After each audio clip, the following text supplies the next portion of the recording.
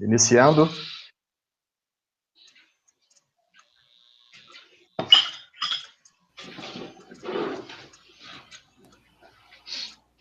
Iniciando, João Marcelo.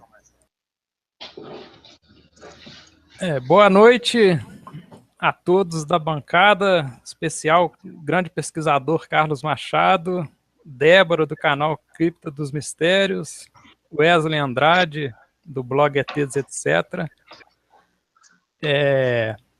Estamos aqui começando hoje uma série de hangouts com os principais ufólogos do Brasil. E para brilhantar o nosso primeiro hangout, o pesquisador Carlos Machado, que é o principal pesquisador brasileiro do fenômeno que se popularizou com o nome de chupa-cabras.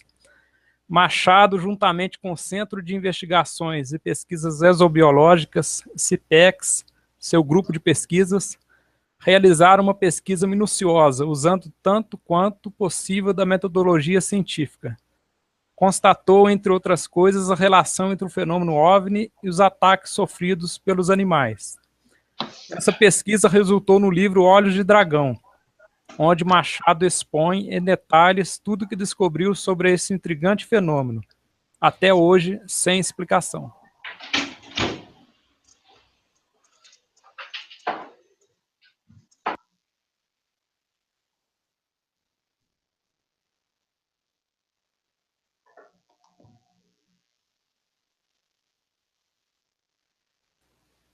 Oi, pessoal, aqui é o Wesley do blog ETs, etc.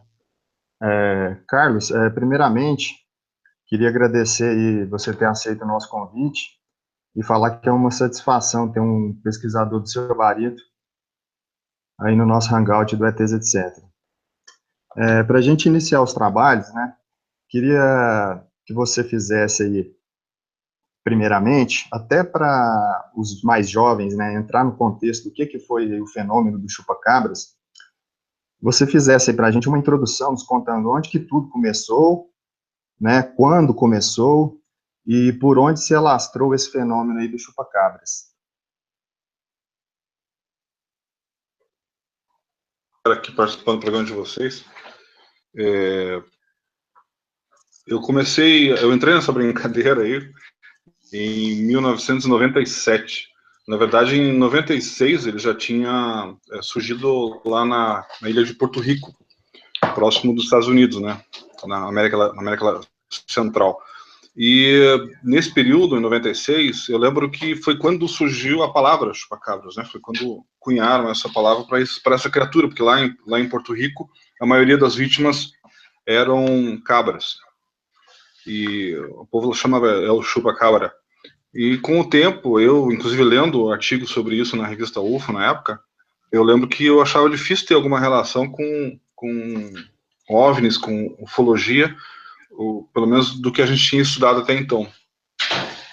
E quando foi em 97, comecinho de 97, já fazia um ano que tinha acontecido em Porto Rico, começaram a surgir casos perto de Curitiba, cerca de 25 quilômetros da minha cidade, uma cidade chamada Campina do Siqueira. Campina do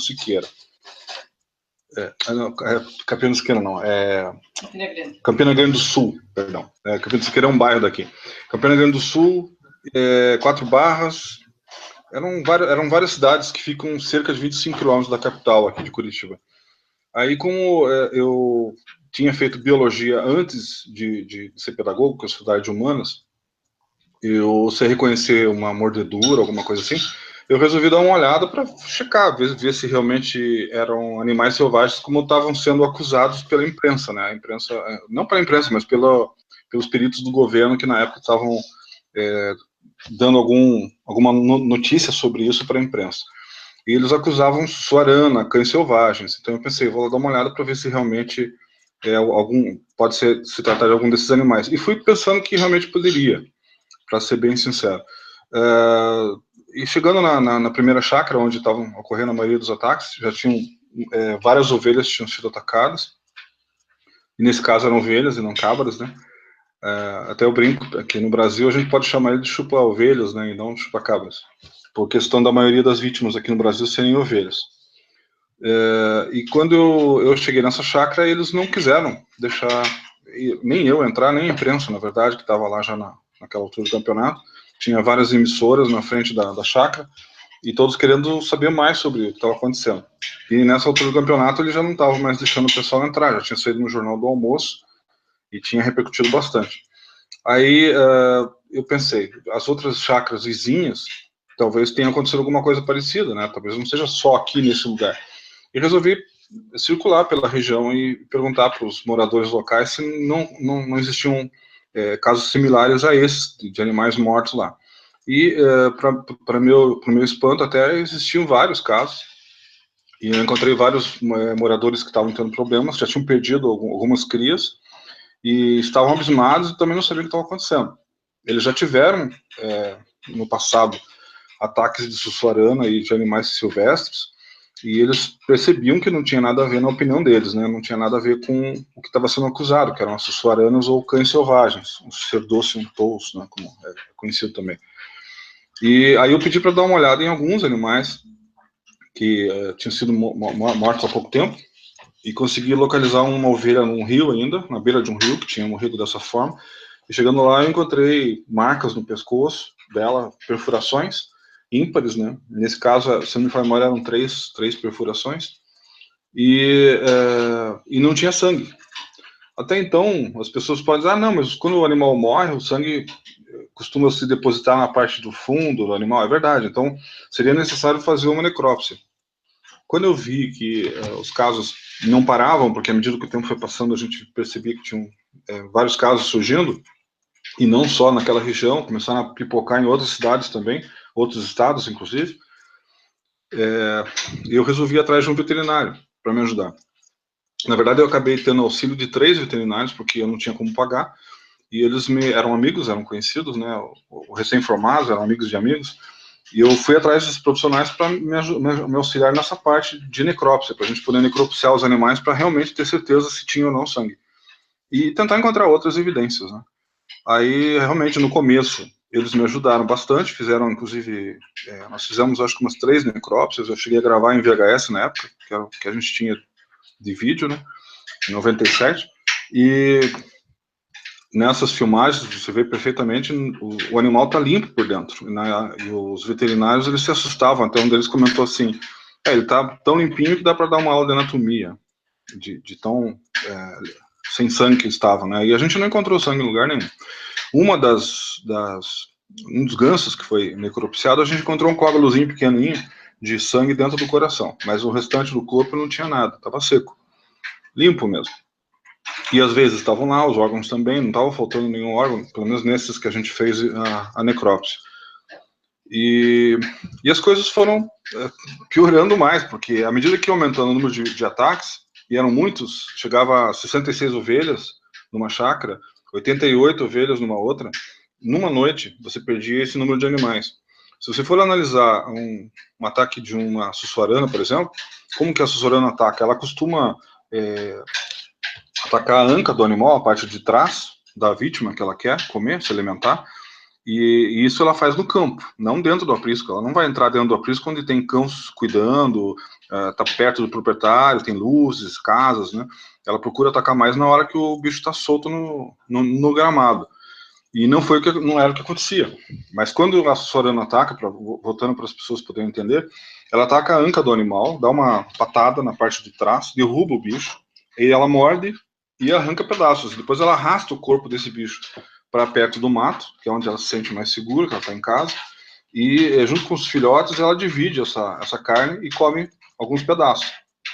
E o que sobra, geralmente, eles cobrem com capim e deixam para o dia seguinte.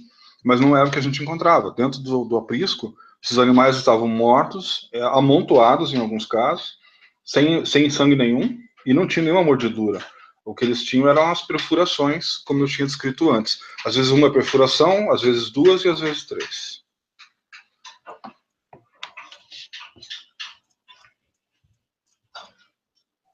Carlos, você falou no início onde que começou, né, o fenômeno do chupa-cabra e os anos, né, o ano que começou.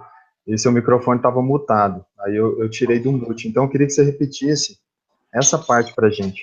Ok, iniciou em 96, em Porto Rico, que é uma ilha na América Central, e nessa ilha, que curiosamente não existem muitos animais selvagens, as cabras estavam sendo atacadas. Inclusive foi onde se cunhou a palavra chupa-cabras, né, por conta das vítimas que foram atacadas naquela região. E muitos criadores perderam muitas cabras lá. Isso em 96. Em 97, no começo do ano, 97, começaram a surgir casos similares aqui no Brasil, em uma região chamada Campina Grande do Sul, que fica a 25 quilômetros perto de Curitiba, que foi quando eu me interessei de pesquisar e investigar para ver o que era. Eu cheguei até a comentar que eu fiz biologia antes de entrar na área de humanas, né, que eu sou pedagogo, e com o conhecimento que eu tinha de biologia era o suficiente para eu poder checar um animal e ver se era uma mordedura ou alguma outra coisa. E o que a gente encontrou ali foi uma coisa que eu nunca tinha visto, nem eu, nem os veterinários que me ajudaram, que eram perfurações e não mordeduras. Ô, Carlos, na época que você investigou esses ataques, você chegou a investigar também, inclusive com testemunhas, o que teria sido a captura de uma dessas criaturas. Eu queria que você falasse mais como se deu essa captura. Me parece que pousou na época um avião no aeroporto de Londrina e levou embora essa criatura. Eu queria que você falasse mais como é que foi a pesquisa sobre essa captura. No meio das pesquisas, eu encontrei um cidadão que era do Exército. E ele chegou para mim e falou: olha, Carlos, eu participei de uma caçada de uma dessas criaturas, né? E eu achei curioso, porque na época que eu estava indo para Campina Grande do Sul quase todo dia, era cerca de 25 quilômetros de Curitiba, e eu viajava constantemente para lá para pesquisar esses ataques, porque durante o ano de 97 foi muito grande, e quanto mais frio ficava, mais o inverno chegava, mais os casos aumentavam. Então eu não parava de ir para lá. E numa dessas idas que eu fui para Campina Grande, eu lembro de ter visto, e fotografei, inclusive, está registrado no livro e no meu documentário, eu registrei a presença de caminhões do Exército lá. Caminhões que estavam saindo daquela região de Campina Grande do Sul vazios. Aí eu achei estranho, porque o que caminhões do Exército faziam lá, se lá não tinha nenhum rincão de treino, alguma coisa assim. E eu cheguei a pegar a placa, descobri qual que era o quartel, aqui de Curitiba. E mais tarde, um tempo depois, não lembro agora se foi um mês ou coisa parecida, eu também cheguei a ver um caminhão do Exército, um Jeep e mais um outro carro. Também filmei e fotografei esses veículos. Esses estavam com soldados, eles estavam parando em Campina Grande do Sul para um descanso, e depois eles retornaram em direção a Adrianópolis, que é uma cidade divisa com São Paulo e Paraná. Na verdade, pelo que me consta, na época que eu estava fazendo pesquisa, foram 3 caçadas que ocorreram lá, pelo menos, envolvendo o Exército.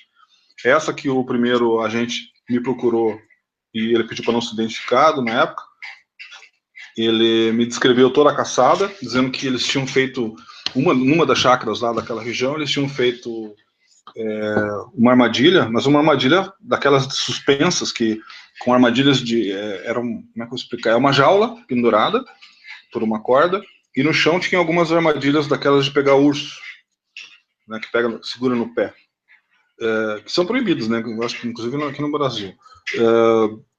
Eles armaram essas arapucas, né, e aguardaram com uma vítima, que eles já sabiam essa altura do campeonato que ele gostava, né, os chupacabras, eles deixaram algumas ovelhas dando sopa, esperando que a criatura atacasse. E estavam em volta da região armados com sedativos para derrubar elefante.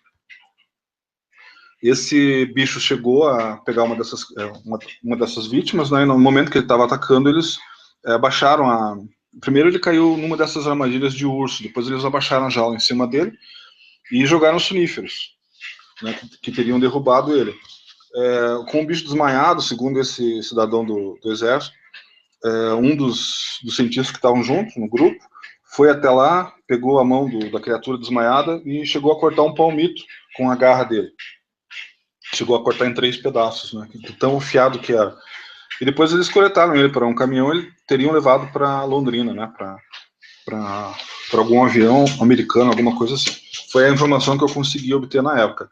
Isso com relação à primeira caçada que envolvia esse agente. Depois, eu tomei conhecimento através da população que ocorreram um outro caso, perdão, de uma criatura que estava incomodando também os moradores, e como eles estavam, assim, preocupados com as crias que eles estavam perdendo, e sempre que eles procuravam o governo dizia que não era para eles se preocuparem, que era sussuarana, que era normal, e eles sabiam que não era, então eles ficavam assustados, e eles resolveram fazer uma tocaia por conta própria, armados, e conseguiram capturar uma criatura dessas, e levaram ela, capturada, para o delegado, porque eles não sabiam o que fazer com ela.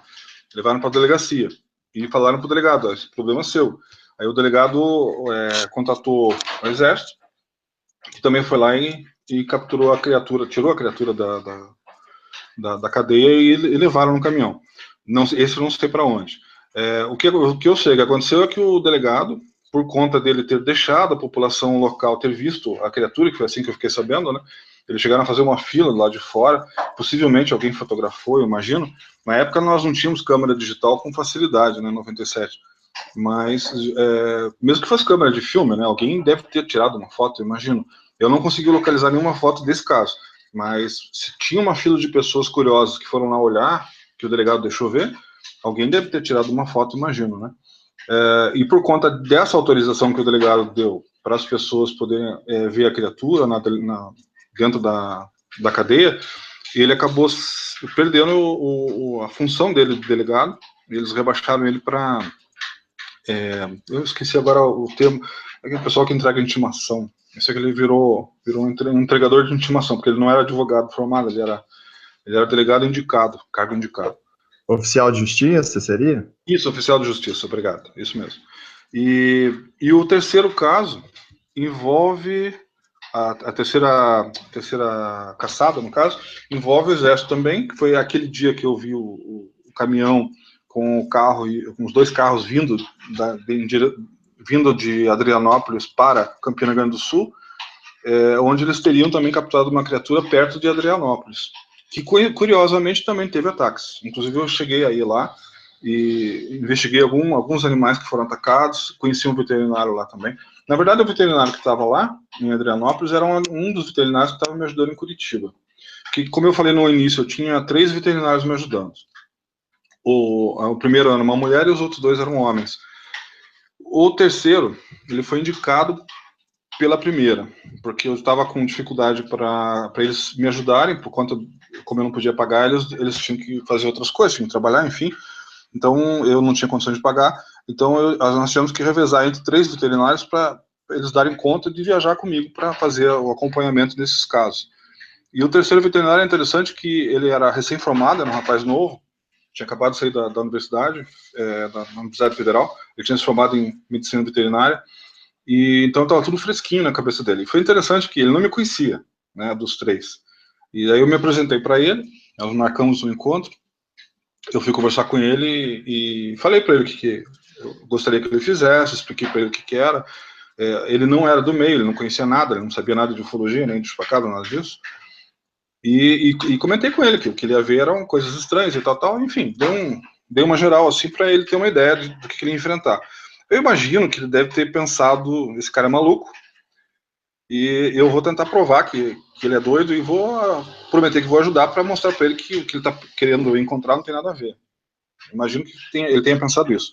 Porque nós eu fui buscar ele na casa dele, como a gente combinou, num desses dias, nós viajamos para lá, chegamos no local, era uma vaca que tinha sido atacada, e eu lembro que ele começou a observar a vaca e fazer os exames que tinham que ser feitos, e ele ficou muito impressionado. E chegou um momento que ele até me chamou, eu estava observando a vaca, filmando, fotografando alguma coisa assim, porque eu estava aproveitando coletar material, e ele me chamou, um pouco afastado da vaca, ele encontrou uma pegada, foi a primeira pegada dos chupacabras que eu encontrei, que não consegui identificar, inclusive eu levei para um biólogo que era perito em pegadas de animais silvestres, e ele não conseguiu identificar a espécie daquelas pegadas. E foi justamente ele, o cético na história, nesse caso, né, que localizou a pegada e me chamou para ver. Daí eu consegui tirar um molde dela, tirei fotos, fiz molde com gesso, como tem que ser feito, e consegui coletar o material. Depois, à medida que o tempo foi passando, esse rapaz, o veterinário, ele foi ficando cada vez mais impressionado. E chegou um momento que ele desapareceu.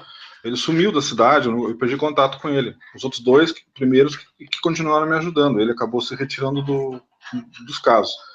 Passou umas 2 semanas, mais ou menos, eu recebi um telefonema dele, à noite, era tarde, era umas 11 horas. Eu lembro que ele estava ele estava alcoolizado, e ele estava, assim, preocupado, como se tivesse acontecido alguma coisa lá onde ele estava. Daí ele me falou, olha, eu estou em Adrianópolis, longe de Curitiba. Aí eu falei assim, mas por que você foi embora e não me falou nada? Ele disse, eu achei que você era um cara que atraía essas coisas, que o chupacabras existia em Curitiba por tua culpa. Então eu achei que eu tinha que me afastar de você. Aí resolvi, aceitei uma oferta de emprego que apareceu aqui em Adrianópolis e vim para cá. Mas como ele era o único veterinário da região, quando começaram a surgir os casos na cidade de Adrianópolis, adivinha quem que chamavam? Era ele, né? Então ele era obrigado a atender esses casos e ficou mais assustado ainda, e como ele não sabia mais a quem recorrer, ele lembrou de mim, né? Ele falou, olha, eu já percebi que você não tem nada a ver com isso, você realmente é um pesquisador, está querendo coletar informações, então se você quiser vir aqui, eu tenho coisas para te mostrar. E eu fui até Adrianópolis, na época, e nós vimos lá um casal de cães que foram atacados, e várias ovelhas também que ele tinha filmado, inclusive me passou essas filmagens. Ele estava muito impressionado, inclusive estava quase que se entregando a bebida por conta disso. Eu fiquei muito preocupado com ele. Tanto que eu falei para ele que, da minha parte, eu não ia mais incomodar ele com isso, né? E de lá para cá, aliás, eu nunca mais tive contato com ele. Nós não nos falamos mais. Eu imagino que ele está vivendo a vida dele tranquilamente. Mas uma coisa é certa, ele ficou muito impressionado com o que ele viu, não conseguiu identificar nenhuma das coisas que ele enfrentou. Eu lembro de uma outra situação que aconteceu com ele, que foi quando a gente tentou tirar sangue de ovelhas para fazer exame de sangue, que tinha algumas ovelhas que sobreviviam aos ataques. Elas perdiam a orelha, né, isso foi uma coisa que eu esqueci de falar, elas perdiam a orelha também. Uma dessas orelhas eu até consegui recuperar depois, eu tenho num vidro até hoje. E eu lembro que ele tentou tirar sangue dessas ovelhas para a gente fazer exame de sangue, para tentar descobrir se estavam anêmicas ou não. E nós tivemos muita dificuldade para tirar esse sangue. Ele colocava a agulha e o sangue coagulava quase que dentro da agulha. Chegava a entupir às vezes. Nós tivemos muito trabalho para conseguir. Foram várias tentativas até que a gente conseguiu tirar uns vidrinhos. E quando fizemos o teste, o resultado foi anemia aguda. Você pode ter animais com anemia crônica. É até às vezes comum você encontrar no meio do campo quando os animais são maltratados, eles não têm uma alimentação adequada, eles podem ficar anêmicos crônicos. Mas anemia aguda é uma perda de vitaminas, de cálcio, de ferro que eles precisam muito rápida. Era como se eles tivessem realmente retirado o sangue muito rápido. Né? E isso foi constatado por esses exames. Enfim, isso foram os primeiros percalços que a gente passou. Ô, Carlos, essas capturas dessas criaturas, você chegou para você informação do destino, se elas foram para os Estados Unidos, se algum material ficou no Brasil? Olha, o que eu soube na época foi que quem me ajudou mais com esse tipo de informação foi aquele cidadão do Exército, né, que participou da caçada. Foi a única pessoa que realmente me deu alguma informação nesse sentido. E a única coisa que ele me disse foi isso que eu coloquei, que teria sido levado para Londrina, para o aeroporto de Londrina, e também falou-se na época em Campinas, né, naquela história do Badão Palhares, não sei se vocês lembram, ele também se envolveu com a história do ET de Varginha, também se envolveu com outras coisas polêmicas que ocorreram no Brasil, ossada do Mengele, por aí vai. E na época do caso Varginha, ele... PC Farias. Isso, PC Farias também, exatamente. Só casos polêmicos, né? Era como se ele fosse contratado pelo governo para ser o porta-voz, né? E dar a última palavra, alguma coisa assim. E nessa história do chupacabras ele se envolveu também. Até procuraram ele para falar sobre um caso de uns cães que tinham sido atacados no interior de São Paulo, mas que nitidamente não eram casos de chupacabras. E mostraram para ele como se fosse. Daí ele, obviamente, olhou e diagnosticou como um caso de ataque selvagem e que não tinha nada a ver com chupacabras e tentou encerrar a história do chupacabra dessa forma. Ele sempre tentava encerrar as histórias, né? E os irmãos Mondini, que na época estavam pesquisando o caso Varginha também, descobriram que poderia ter um hospital na parte na parte de subterrânea, né, da Universidade de Campinas. Mas isso aí eu já não sei afirmar, né? O que eu sei é que os animais que estavam sendo capturados estavam sendo levados para Londrina pelo Exército, provavelmente para serem entregues aos americanos. Foi isso que ele me passou. A Débora quer fazer uma pergunta. Passa a palavra para ela. Oi, boa noite, pessoal. Boa noite, Carlos. Boa noite. Tem umas perguntas aqui do pessoal que está aqui no chat. Antes eu vou mandar um beijo pro pessoal que está aqui, um salve aqui para o canal TTV, o Carlos Charlux, Johnny Dornelles, Ricardo José, o Rodrigão que está aí, nosso amigo Rodrigo Oliveira, Daniel Silva, Edu Prante, deixa eu ver quem mais está aqui, Laura Iglesias, Ricardo José, Marco Leal, canal do Beto, tem bastante gente no chat hoje. Deixa eu ver quem mais está aqui, acho que já falei com todo mundo, Maluco BR. É isso aí. Bom, tem umas perguntas aqui. A primeira é do canal TTV. Ele botou assim, gostaria de fazer a primeira pergunta. Machado, você pode disponibilizar a foto de chupa-cabra tirada por pescadores em uma ilhota de Rio, acho que em São Paulo? Machado citou essa foto em um hangout de 8 anos atrás. Não acho a tal foto em lugar algum. Ele não quer ler meu livro, né, pelo visto. Porque tá no livro, tá num caderno colorido, inclusive. É uma foto bem interessante, que aliás é a única foto que eu coloquei fé de que realmente pode pertencer aos chupacabras. Eram pescadores que estavam pescando naquela região inteira de São Paulo, e eles escutaram um barulho numa ilhota que tinha lá, e um deles disparou o flash da câmera e tirou uma foto antes deles partirem. Eles estavam saindo com a barca e foram embora, né? E quando eles chegaram, no dia seguinte, quando ele revelou o filme, ele percebeu que era um bicho, parecia um símil, grande, encorpado, e batia muito com a descrição do que o pessoal estava vendo, falando sobre o chupacabras. Ele tinha uns olhos escuros bem grandes. Nesse caso, não estavam vermelhos porque o flash da câmera dele disparou. E quando disparavam luz em cima dessa criatura, o olho dela apagava, ao contrário daquele efeito que normalmente acontece no olho dos animais selvagens, né? Qualquer animal, na verdade, né? Cachorro, gato também, que a gente chama de efeito olho de gato. Quando você joga a luz, é que dá o reflexo. Nesse caso, aconteceu o contrário. Você jogava a luz e ele ficava escuro. Ele não estava iluminado.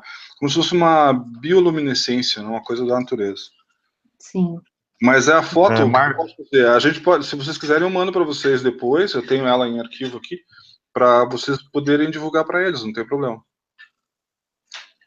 Tem mais alguma pergunta, Débora? Tem sim. Ricardo José, esses animais estavam perfeitos, só sem sangue? Essas perfurações desses animais pareciam com dentes, injeções, eram pequenas, médias ou grandes? Ele também faz mais uma pergunta. Esse caso do chupacabra somente ocorreram nessa época e depois acabaram, ou ainda ocorre algum caso esporádico no Brasil e no mundo nos dias de hoje? Então, as perfurações, elas tinham, que não lembro de cabeça agora, mas não seriam tipo agulhas, eram perfurações bem visíveis. A gente chegava lá e via, eram buracos com quase 1 centímetro de diâmetro, né?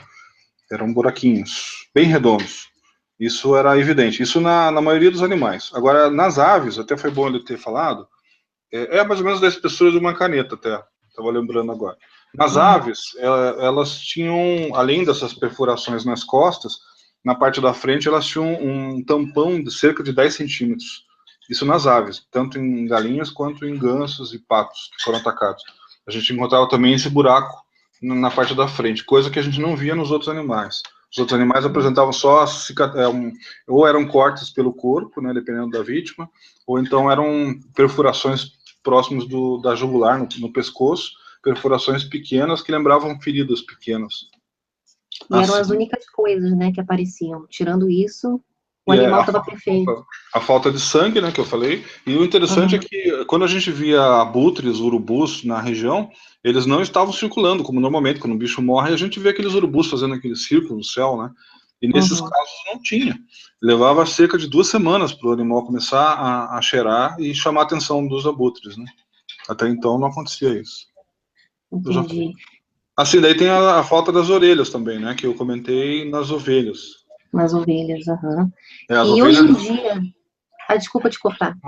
As ovelhas e algumas vacas também, alguns novilhos que eu encontrei lá em Mandaguari, no interior do Paraná, também estavam sem as orelhas. Eram vacas mais novas, né? E qual que era a outra pergunta? Se acontecem casos hoje em dia se continua no Brasil, acontecendo. no mundo. Claro, claro. No Brasil foi 97 que ocorreram a maioria dos casos. Depois, de vez em quando, um caso assim, um período de 6 meses, mas em regiões muito distantes da minha região aqui, tanto que eu não fui atrás. Por exemplo, eu moro no Paraná, quase no sul do Brasil, né? E às vezes os casos eram na região sudeste, na região norte, nordeste, e como eu já gastei muito dinheiro na época, em 97, para ir atrás disso, eu não me propus a continuar investigando. Eu fechei o livro, né, fechei as evidências que eu tinha, porque eu já tinha encontrado pegada, já tinha encontrado pelos, montei uma armadilha, tentei capturar, não consegui, consegui várias testemunhas, existe uma relação entre OVNIs que a gente depois pode falar também. Enfim, eu encontrei várias evidências de que a criatura existia. Né? O máximo que eu poderia fazer era tentar capturar ela. Né? Não existia outra coisa para fazer. Porque ficar coletando mais informação do que eu já tinha coletado não ia trazer nenhum benefício. Então, só valeria a pena continuar pesquisando se fosse para tentar capturar, o que era difícil. A armadilha que a gente montou tinha meia polegada, ele caiu nela, arrebentou a armadilha e fugiu. E pegou a vítima que estava lá dentro. Deixou ela lá fora sem sangue. Então, não era uma criatura fraca que a gente estava lidando, não era um bicho normal. Era um bicho inteligente. Aqui no Brasil, como eu disse, 97 foi assim, o maior índice de casuística nesse sentido. Depois, no Chile, durou 5 anos, para vocês terem uma ideia. Aqui foi só 1 ano, foi só 97. No Chile começou em 98 e foi, né, 98, 99, 2000, 2001, 2002, foi até 2002. Foi muito mais tempo e muito mais animais foram mortos. Para vocês terem uma ideia, aqui no Brasil foram cerca de 800 animais que eu consegui levantar que foram mortos, que foram atacados, mais na região do Paraná, São Paulo e alguma coisa em Santa Catarina. Mas também teve casos em São Paulo, no Rio, Minas, lá no Norte, no Nordeste. Eu não tive condições de levantar tudo e nem de viajar pelo Brasil inteiro, porque era muito gasto, né? E tinham épocas que eram tantos ataques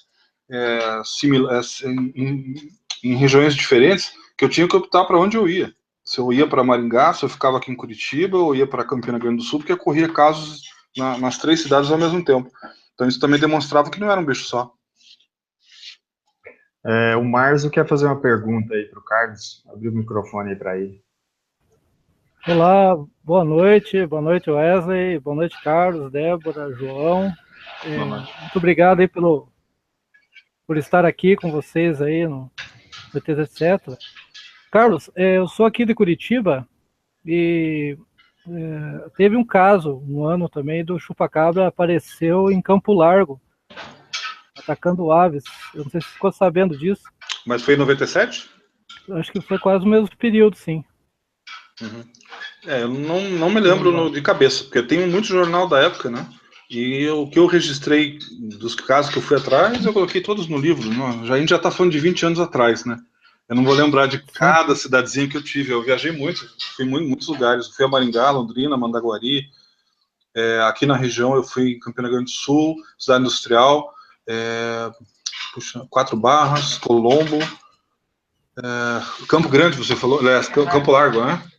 Campo Largo, eu não me lembro de ter ido investigar, porque tinha muitos casos, né? E eu tinha que fazer uma triagem. Às vezes acontecia, como eu falei, em 3 cidades diferentes, eu tinha que escolher onde eu ia, né? Então eu acabava deixando de pesquisar um caso para investigar o outro, ou deixava de pesquisar 2 até para investigar um, né? Eu tinha que escolher. Eu ia fazer a pergunta seguinte, no seguinte sentido, o fenômeno, né? Um fenômeno chupacabra, ele ainda, apesar de ter muitos relatos, né? Até a base de dados, acho que você coletou de muitos relatos e fotos mesmo. Você falou que tem uma foto só, né?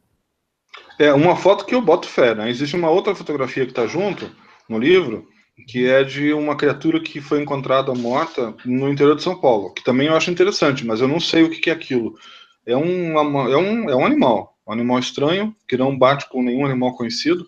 Na época eu também tentei, não fui só eu que pesquisei esse caso, eu lembro que aconteceu no interior de São Paulo e os pesquisadores que estavam envolvidos eram o Varanda já é falecido, ele tentou encontrar, tanto veterinários quanto biólogos tentassem identificar a criatura, e também não conseguiram.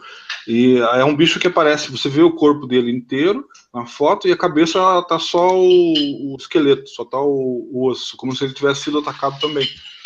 Esse também eu coloquei no meu livro, tá junto. Eu conto a história toda em detalhes, né? Como aconteceu lá no interior de São Paulo. Mas é um caso que eu não fui investigar, eu só coloquei no livro por conta do Varanda ter investigado e mandado o material para mim. Na época aconteceu muito isso. Vários pesquisadores que encontravam casos das suas regiões me enviavam material para que eu pudesse fazer uma cobertura melhor do Brasil, né? Então foi o que eu tentei fazer. Inclusive montei estatísticas, né, mostrando a quantidade de animais atacados, a época que eles atacaram mais, a espécie de animais que eles atacaram mais também, né? Sim, Carlos, é só uma curiosidade, esse fenômeno, ele é mundial, né? Você sabe quantos países houve? E a similaridade, né, Sim. dos ataques são iguais, há diferenças? E outra última pergunta, olha, se a questão das pessoas, você teve casos de pessoas atacadas pelo chupacabra. Sim.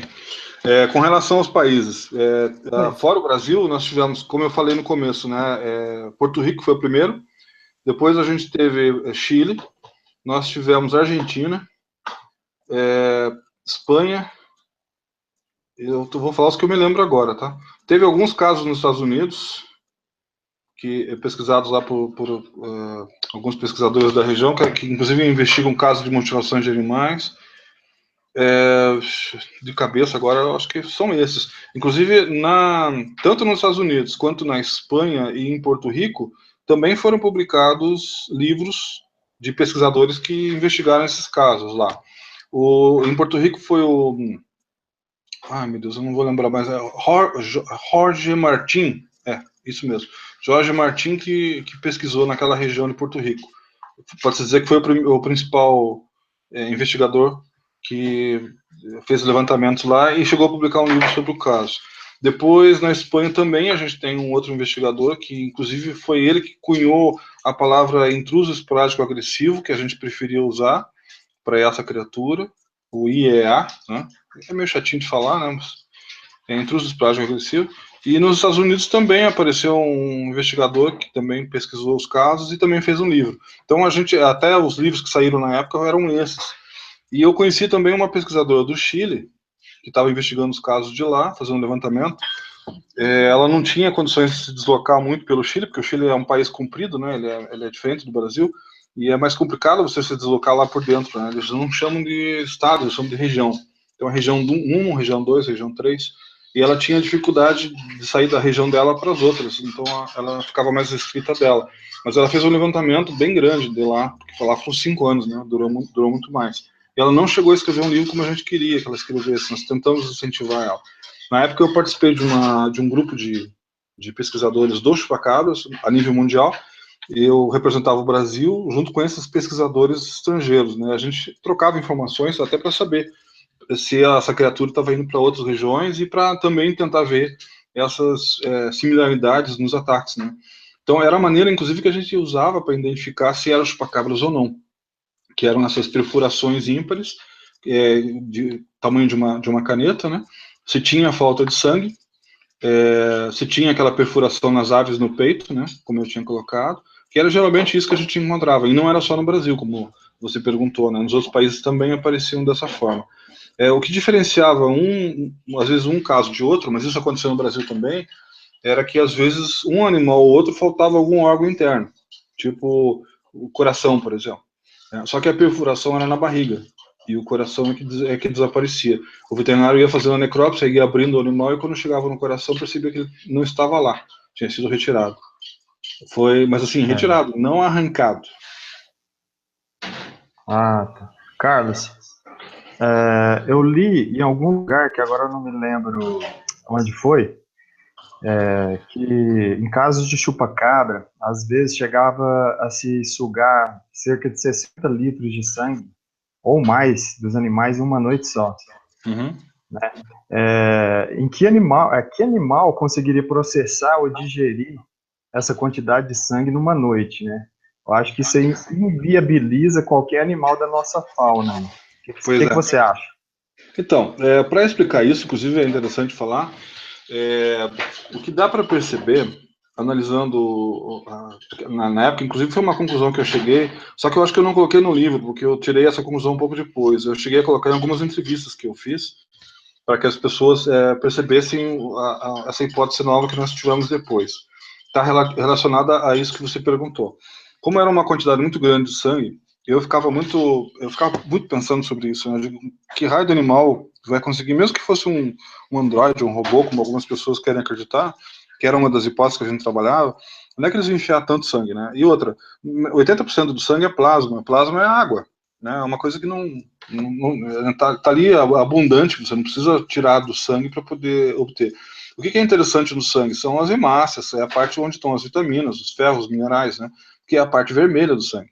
Como é que você faz para separar a parte vermelha do plasma? Você bota numa centrifugadora, que quando a gente faz exame de sangue é isso que eles fazem, né? Eles botam numa centrifugadora e separam as hemácias, os glóbulos brancos, do plasma. E o plasma não serve para nada, ele é jogado fora.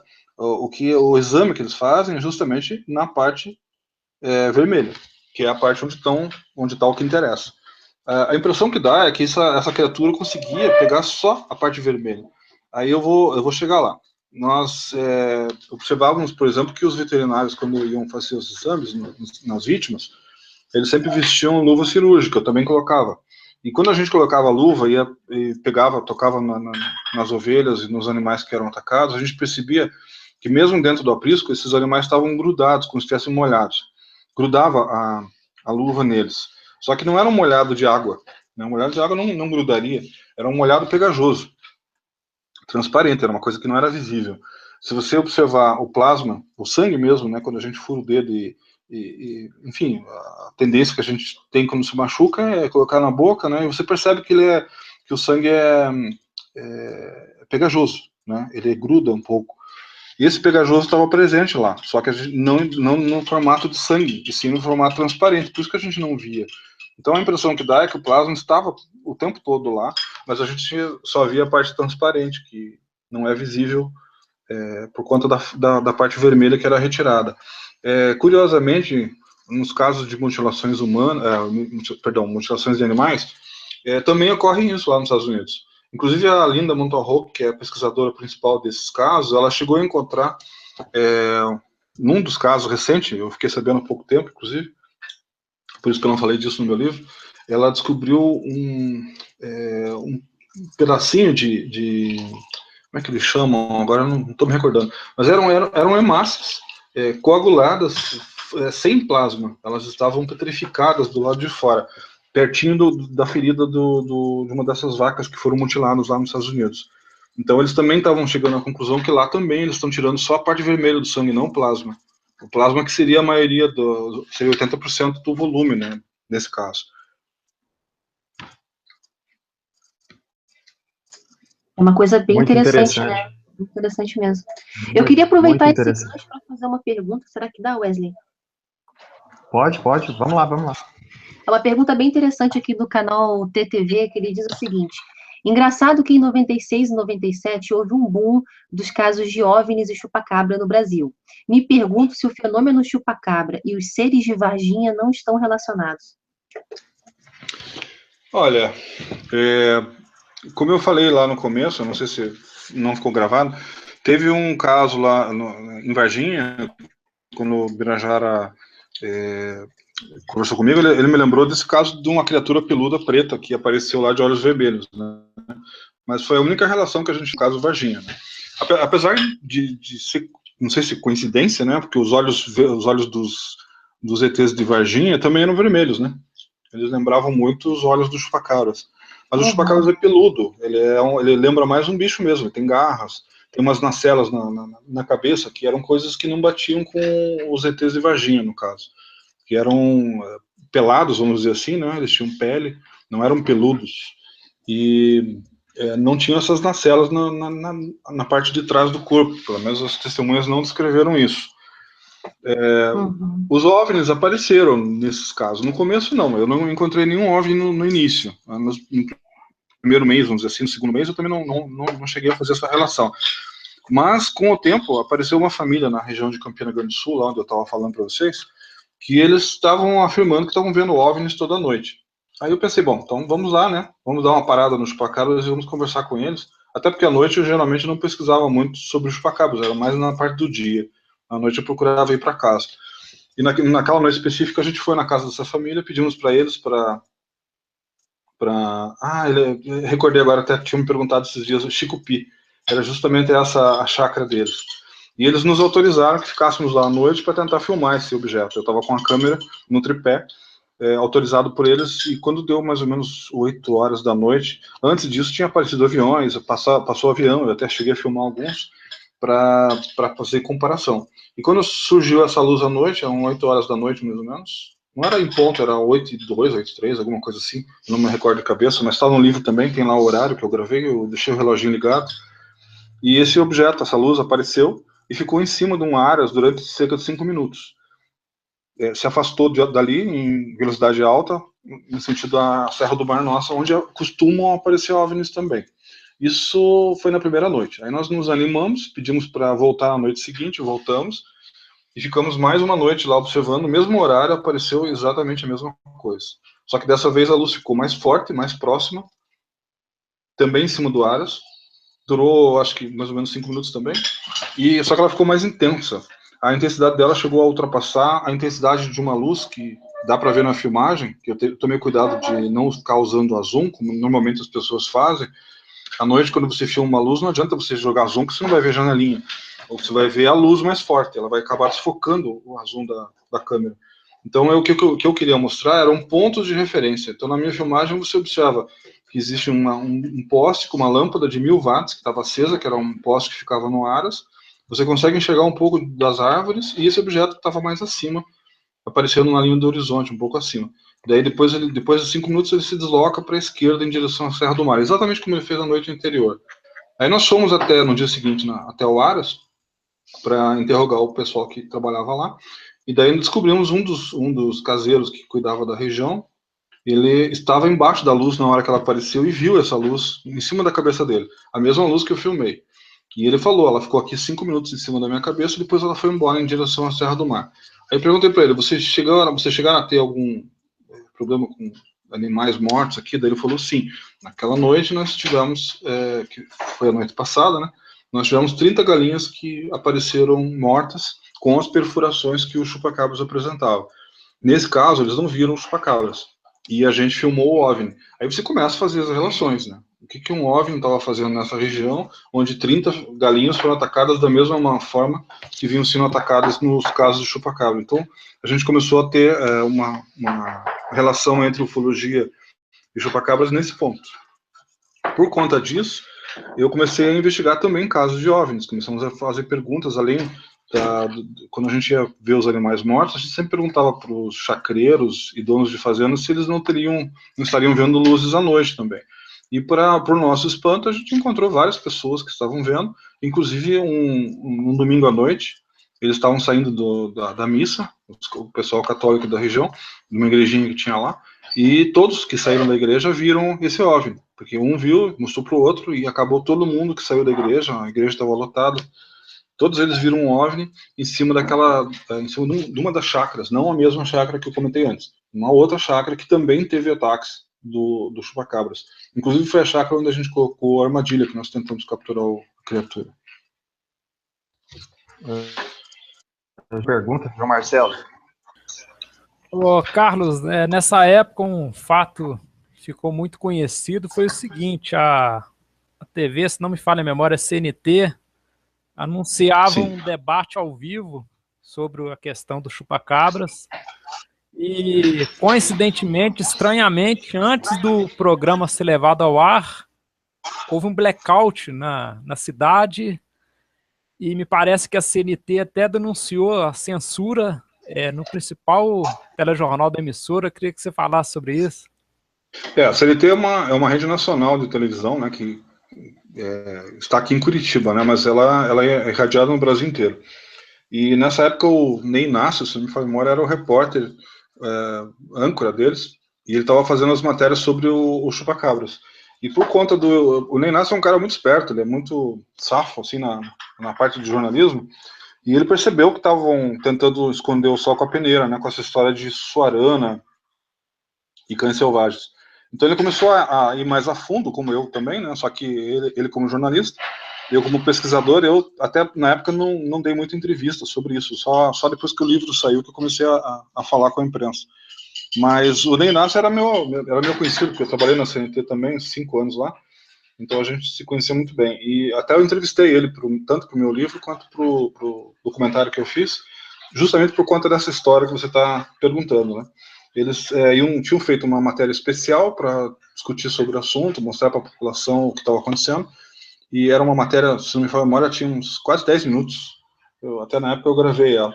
E eles tinham feito uma espécie de uma chamada no dia anterior, dizendo que eles iam fazer essa matéria especial, que era principalmente para o pessoal de Campina Grande do Sul ficar atento, que era sobre os casos que estavam ocorrendo lá. E quando faltava exatamente 1 minuto, quando estava nem isso, uns 30 segundos para a matéria, a luz da toda a região de Campina Grande do Sul caiu, né, e as pessoas não puderam ver a matéria. E, curiosamente, ela voltou exatamente quando a matéria terminou. Aí, quando a CNT Eu ia te perguntar isso. Quando a CNT soube disso... Ei, Machado. Oi. Eu ia te perguntar exatamente isso, porque eu tô lendo seu livro e chegou ao ponto deles fazerem um blackout, né, para manipular aí para as pessoas que estavam nessas regiões não verem o que eles iam passar na televisão. Exato. Mas aí o que aconteceu? A CNT se retratou no dia seguinte, pediu pediu desculpas para a população, falou que possivelmente era alguma interferência de políticos da região que não tinham interesse que fosse divulgar esse assunto lá, e por conta disso eles iam repetir a matéria no dia seguinte. Eles repetiram a matéria para que as pessoas que moravam lá em Campina Grande do Sul pudessem assistir. E então eles tiveram acesso de qualquer forma à informação, né? Mas foi curioso a coisa. Uma outra coisa que aconteceu também com o Ney Inácio é que aliás, o chefe dele recebeu um telefonema, que ele não sabe de quem, ele só disse que foi lá de cima, e diz que chamaram ele e disseram para ele encerrar essa história dos chupacabras, falando que eram cães selvagens, e que não era mais para ele tocar no assunto. Ele se recusou a fazer isso, ele não encerrou a história, mas ele também não pôde mais fazer matéria sobre isso, eles não permitiram. E cerca de um ano, nem um ano depois, uns meses depois, ele acabou saindo da CNT. Ele disse que não tem nada a ver com isso, mas ele foi para o SBT trabalhar com o Ratinho, que acho que ele está até hoje lá.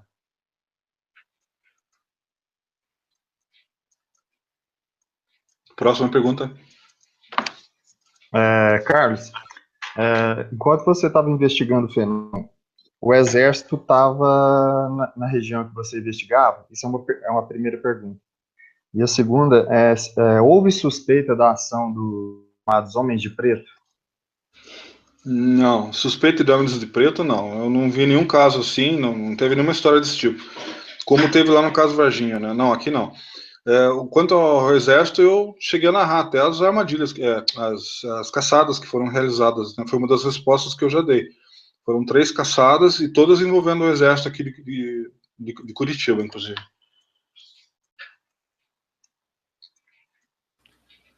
Ô, Carlos, na sua opinião, você chegou a qual conclusão que você chegou da sua pesquisa? Esses seres, eles seriam animais de origem extraterrestre, treinados? Eles seriam androides biológicos? Na sua opinião, eles seriam os próprios extraterrestres? A conclusão que você chegou a sua convicção sobre o que são esses seres?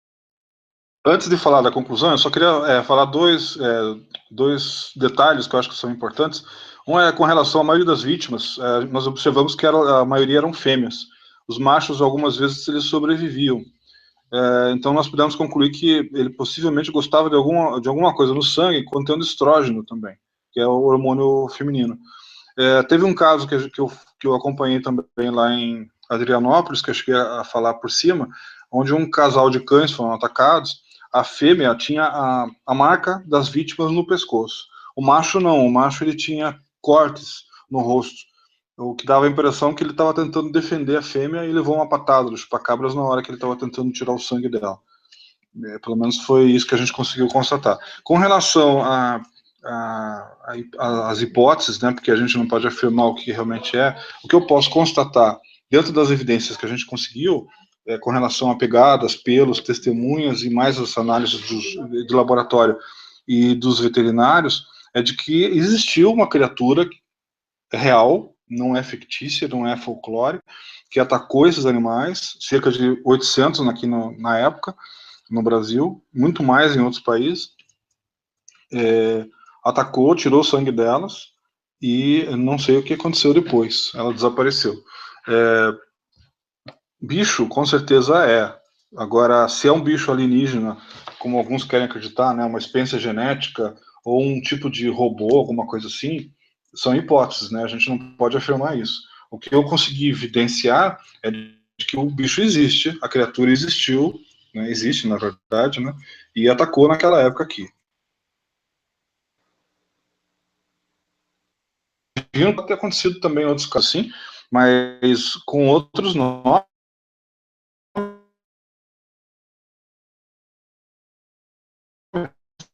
Talvez ajude. Caso lembra muito, né, esse tipo de situação. E às vezes mudam-se os nomes apenas, né? Daqui a talvez 10, 20 anos apareça de novo e uma outra pessoa vai investigar, e talvez a população dê um outro nome, assim vai, ou lembram disso, né? E rebatizam a criatura de novo, lembram. Quem sabe leem meu livro, né? Olha, aqui já pesquisaram isso, né? Já se chamam chupacabras ou intrusos plástico-agressivos, e vamos continuar daqui para frente, né? Para não perder tempo. Tentar capturar esse bicho e ver o que é e tal. Uma coisa que me cobraram bastante é por que vocês não fazem exame genético, né? Que até vocês falaram para mim que se ofereceram algumas pessoas se ofereceram para fazer. O problema do exame genético é que você precisa de amostras para comparar. Então, se eu fosse fazer um exame genético num pelo desse bicho, eu teria que ter o bulbo. O bulbo é a parte da raiz do pelo. Eu teria que ter o pelo inteiro, que eu não conseguia, só consegui parte do pelo, ela falta o bulbo. E mesmo que eu conseguisse analisar esse bulbo, eu teria que comparar ele com todas as outras espécies existentes no planeta Terra, pelo menos naqueles da região onde ele estava aparecendo. Isso ia custar muito caro, né? Um exame de DNA não é barato. Quando você faz um exame de DNA para paternidade, você tem o pai, tem a mãe, tem o filho, você faz 2, 3 exames já é o suficiente. Agora, nesse caso, eu teria que comparar com uma infinidade de animais, e mesmo assim eu não poderia afirmar que ele não é um animal selvagem de outra região, né? Então, no fundo, eu teria que investigar praticamente todos os animais da Terra, isso seria quase impossível, né? Então é um problema. Mas as hipóteses que a gente trabalhou na época não foram só minhas, né? Eu trabalhei com a hipótese dele ser uma criatura desconhecida, que teria sobrevivido de alguma forma dentro da Terra, ou em cavernas, ou coisa parecida, ou mesmo na área abissal, né, no mar, e depois ter vindo para a superfície, talvez em tempos e tempos. A outra hipótese que nós trabalhamos seria essa de ser uma experiência genética, envolvendo o governo americano e alienígenas. Também cogitou-se a hipótese de ser uma experiência genética feita só aqui no nosso planeta, por algum cientista meio doido aí, ele no nosso livro de Mengele, né, que seria um nome apropriado para uma pessoa que fazia experiências sem escrúpulos, né, como a gente teve o Mengele no caso da Segunda Guerra Mundial, na época do Hitler, que curiosamente teria vindo para o Brasil também, né. Depois a gente teve 2 convidados que chegaram a cogitar a hipótese dele ser um inseto gigante, mimético, mutante, né, uma coisa, quase uma experiência genética, mas não uma experiência de laboratório, sim uma mutação da natureza, e uma criatura que conseguiria fazer o que ele faz. E um outro, esse foi o Fernando, como era o nome dele? Fernando, meu Deus, fugiu agora, tô ficando velho. Ele já faleceu também. Ele escreveu esse capítulo do meu livro. Depois a gente teve também um rapaz que escreveu uma parte do meu livro também, que ele acreditava que podia ser uma espécie de dinossauro pré-histórico que sobreviveu no fundo da Terra e por algum motivo veio para cima, né? Viria de tempos em tempos, porque essa criatura teria sumido e depois voltaria novamente mais tarde. Então essas foram as hipóteses levantadas. Com relação à hipótese de que ele poderia ser um animal relacionado a alienígenas, a gente tem os casos de mutilações de animais lá nos Estados Unidos, que eu comentei já, da Linda Moulton Hoke, e ela chega a mencionar no livro dela, que eu mostrei também no meu, citando o livro dela, um caso de um casal de fazendeiros que teriam visto alienígenas tipo Greys, tirando o sangue e partes da vaca deles, porque eles tiram úbere também, né? E enquanto estavam fazendo isso, ao redor deles, eles viram pousado perto do local um OVNI, e próximo ao OVNI eles viram uma criatura peluda de olhos vermelhos, que parecia o chupacabras. Aí a pergunta que surgiu na época, que eu faço no livro, né, também, porque a gente não tem como ter certeza, que era uma criatura que estaria cuidando das redondezas para espantar os curiosos, enquanto que eles conseguem fazer o serviço deles tranquilamente. Interessante que isso bate, né, com o que a gente vê aqui, porque as pessoas descreviam a criatura, mas nunca viram ela tirando o sangue. Era como se, enquanto alguém estivesse fazendo o serviço, ela estivesse ao redor para espantar os curiosos e não deixar o pessoal saber a verdade que está acontecendo. Até para não atrapalhar o serviço, certo? Né? Ô Carlos, no caso, você citou, por exemplo, casos em que os animais havia 1, 2 ou 3 perfurações, os animais não tinham sangue, aí era feita a necrópsia ou a autópsia, e, por exemplo, se verificava que o animal não tinha um órgão, por exemplo, o coração. Quem fez na época a necrópsia, a autópsia, cogitou alguma teoria de como o órgão ele era retirado, se o órgão poderia ter sido liquefeito, ter sido retirado pelo orifício, seria alguma coisa nesse sentido? Não, até porque o único caso que eu consegui nesse sentido foi com o terceiro veterinário que eu comentei, e ele já estava fugindo de mim nessa época do campeonato. Mas ele chegou a falar que, aliás, ele filmou, inclusive, essa parte que uma cabra que estava faltando o coração. E eu perguntei para ele, mas como que você acha que foi retirado o coração? Ele falou, Carlos, eu não tenho uma explicação para isso, porque para retirar o coração, o certo seria a perfuração ter sido feita próximo do coração. E não foi o que aconteceu. A perfuração estava lá embaixo, perto para baixo da barriga. E tanto que à medida que eu fui abrindo, eu fui observando que todos os órgãos estavam no lugar, estavam um colado com o outro, não tinha espaço para você poder chegar no coração e tirá-lo assim como não existia nenhuma perfuração próximo, naquele caso, né, do coração, para poder explicar como que foi retirado. Então ele realmente não conseguiu, usando a razão, ele não conseguiu explicar como que aquilo ali saiu dali. Carlos, no seu livro, né, que eu estou lendo, eu já li acho que quase um terço. Né? Não tive muito tempo, eu li um terço dele. Fala sobre cavernas da região. Teria uma pessoa lá que te convidou para ir numa caverna, que nessa caverna aconteceria lá eventos paranormais, né, tipo portais e outras coisas. E você teria recusado o convite. Como é que é essa história aí? Olha, não é que eu recusei o convite. Acontece o seguinte, quando eu fui procurar esse cidadão, ele é um espeleólogo que explora cavernas. E como estavam aparecendo essas hipóteses de que poderia ser um animal debaixo da terra, a gente pensou em explorar essas cavernas. Então eu fui lá justamente para pedir para ele para a gente ir nas cavernas.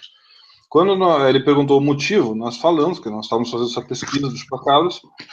Ele começou a colocar, contar histórias para nós, dizendo que o chupacabras poderia ser um ser dimensional, uma coisa assim, e que eles teriam fotografado uma criatura dessas dentro de uma caverna, que foi enquanto morreu, lá no fundo da caverna, que era um lugar que não tinha como uma vaca ter chego, e por aí vai. Bom, eu pedi provas para ele, né? Eu falei, olha, eu estou trabalhando com um livro com evidências, eu tenho documentações, fotografias, depoimentos, testemunhas, mas não só testemunhas, eu preciso de alguma evidência, você precisa me mostrar alguma coisa. E ele me prometia essas fotos e não me mostrava. A gente se encontrou várias vezes e eu não estava sozinho, eu estava com vários companheiros que estavam me ajudando na época, na pesquisa, e todo mundo naquela ansiedade, curioso, querendo ver essas fotos, e ele não trazia. Ele falava que tinha uma foto de uma das cavernas, onde na foto dava para você ver o momento em que essa criatura aparecia, dava para você ver um outro mundo e tal. Tudo bem, histórias interessantes, fantásticas e tal, mas cadê as provas, né? Quando chegava na hora da gente ver, ele sempre dava uma justificativa e não mostrava as fotos. E a gente estava lá na casa dele, na frente dele, e ele não tinha uma argumentação convincente. Então, não foi que a gente não quisesse nas cavernas, ele simplesmente não conseguia provar nada do que ele falava.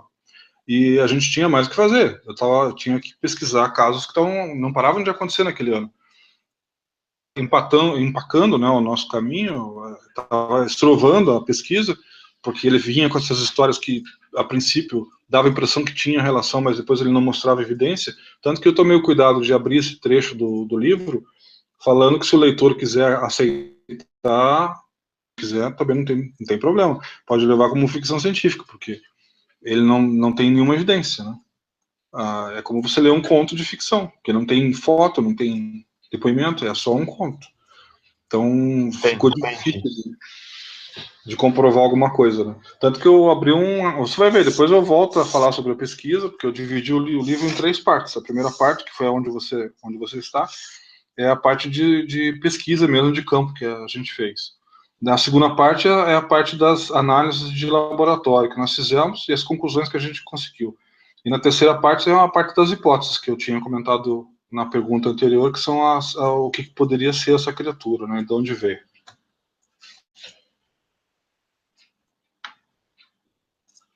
Próxima pergunta. Ô, Carlos, perguntaram aqui no chat, nesse local da morte dos animais, se chegou a verificar fezes que não seriam compatíveis com os animais ali da região, se poderia ser fezes da criatura, se chegou a ser recolhido, se isso chegou a ser analisado. Pois é, apareceu realmente, eu lembro disso. Teve um caso de fezes que apareceu, foi analisado, mas eles chegaram à conclusão que eram fezes de animais selvagens, silvestres, da região mesmo, que não era nada não tinha nada de diferente nelas. Teve no caso de Porto Rico, eu não encontrei aqui, acho que só um caso. Tem uma ovelha que, no lugar do sangue, ela tinha uma bilis verde, um líquido verde, muito estranho. Só que, quando eu descobri isso, eles já tinham enterrado a ovelha e a gente não conseguiu coletar o material para fazer a análise. Esse líquido verde, pelo Jorge Martin, ele também tentou analisar e lá ele conseguiu fazer uma análise interessante, que esse líquido verde não foi identificado. Eles não conseguiram identificar. Eles até analisaram alguns compostos, mas eles não estavam dentro de parâmetros de regurgitação de animal, coisa parecida. Mas aqui no Brasil eu não consegui encontrar, eu não consegui encontrar nada que fugisse disso que eu falei até então. As evidências eram de animais, de um animal estranho, mas não necessariamente de um animal alienígena, né? Pelo menos você também não tem com o que comparar, né? Vamos supor que essas fezes fossem dessa criatura, né? O que você ia encontrar nas fezes? Você ia encontrar detritos de sangue, provavelmente, que era o que ele se alimentava, né? Alguma coisa assim. E se você encontrasse alguma coisa fora do normal, a nível genético, outra coisa que não é identificado, coisa parecida. É o que eu falei no começo, você tem que fazer um exame caro de DNA, que eu não tinha condições de bancar, né? Você chegou a investigar da mesma forma que essa criatura atacava, matava esses animais, você chegou a documentar, investigar algum caso em que essas criaturas atacaram seres humanos? Ah, sim, você tinha feito essa pergunta e eu acabei esquecendo. Sim, teve um caso, na verdade mais de um. Teve, lá em Varginha, em 96, que vocês tinham comentado, né, teve um cidadão lá que foi atacado por um bicho preto, peludo. Ele sobreviveu. O caso dele, inclusive, está bem claro nos 2 livros que eu comentei, do Pacatini e do Birajara, né? Depois, em Santa Catarina, eu tive um caso de um cidadão que também foi atacado por uma criatura de garras, e ele apresenta as marcas no pescoço, as mesmas perfurações que a gente encontrou numa cadela e em algumas ovelhas. Aí eu realmente ficou difícil dizer que ele não tinha relação com esses casos. Até o delegado, na época, ficou tão assustado que foi atrás de um médico veterinário especialista em animais silvestres para tentar identificar que tipo de animal que teria atacado esse cidadão. Na época, eu consegui só a carta do veterinário, que eu publiquei no livro. Mas depois que o meu livro foi publicado, esse veterinário me procurou, esse especialista em animais silvestres, ele me procurou numa palestra que eu dei em São Paulo, lá no museu, acho que é MAN que fala, dentro do Ibirapuera, eu não esqueci agora o nome do museu. Eu fui dar uma palestra lá sobre chupacabras, eu estava vendendo meu livro lá, e ele apareceu e falou que tinha lido meu livro, que gostou da maneira como eu coloquei, e se dispôs a me conseguir fotos desse cidadão que tinha morrido por conta de uma criatura estranha, que poderia ser o chupacabras, porque ele não conseguiu identificar que tipo de animal que atacou ele. Ele falou que ficou entre cão e felino. Ele não conseguiu identificar pela maneira como ele foi atacado. E ele não conseguiu explicar a perfuração no pescoço que eu encontrei nas vítimas do chupacabras, né? Por isso que ele achou interessante que eu continuasse investigando esse caso. Aí ele me arrumou o laudo do caso, que ele fez na época, me arrumou as fotos do cadáver, que eu não tinha, e daí por isso que no primeiro livro eu só tenho a carta do veterinário. Nesse segundo livro que eu estou fazendo agora, sobre mutilações humanas do insólito, que deve estar saindo esse semestre ainda pela editora Estronho, um dos capítulos é justamente sobre esse cidadão. Tem as fotos, tem o laudo e tem toda a descrição desse caso, onde eu volto a tocar sobre o assunto chupacabras. Mas é o único capítulo que eu falo sobre isso. Os outros já são de casos diferentes. São mutilações humanas do insólito, mas não tem relação com chupacabras. Você então investiga também, tem até um livro no Prelo que você fala sobre mutilação de seres humanos também. Exato. Inclusive eu assisti um documentário de um inglês esses dias, que eu acredito que vocês tenham acesso. Eu posso mandar o link depois para vocês, para os ouvintes do programa. Foi a gente que legendou. Foi você que legendou, exatamente. Eu achei bem interessante porque é o inglês que está fazendo pesquisas muito parecidas com as minhas. Até ele comentou o caso da Rússia, que eu também coloco no meu livro. Eu fecho o livro com o caso da Rússia, né, que 7 alpinistas que morreram lá, de uma forma bem curiosa e estranha. E eu faço a relação dos alpinistas com os casos que eu encontrei aqui no Brasil, né? Foi em Porto Alegre, perto de Porto Alegre, na verdade, um cidadão que perdeu os olhos e sobreviveu. O laudo dele tem mais de 1000 páginas, para vocês terem uma ideia. Me deu bastante trabalho analisar tudo.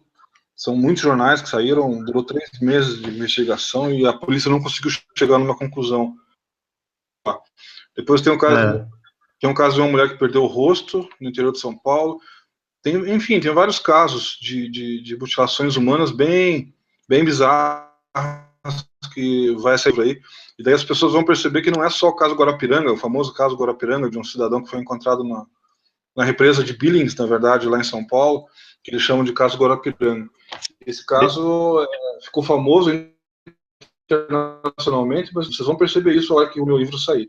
Já existe um livro sobre o assunto lá fora, do Pablo Villarrubia Mausso, do meu colega, amigo que mora na Espanha. Ele publicou um livro, de La Muerte, onde ele menciona alguns casos de mutilações humanas ao redor do mundo, e a maioria deles são aqui do Brasil.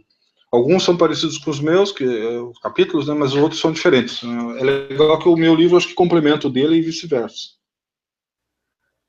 Carlos, parece ter um mito dentro da ufologia que é o seguinte, parece um dogma, né, dentro da ufologia, que uma civilização mais avançada, uma inteligência mais evoluída, necessariamente ela seria mais evoluída moralmente, espiritualmente, e uma inteligência mais evoluída jamais faria mal a uma inteligência menos evoluída. Como é que você vê essa questão?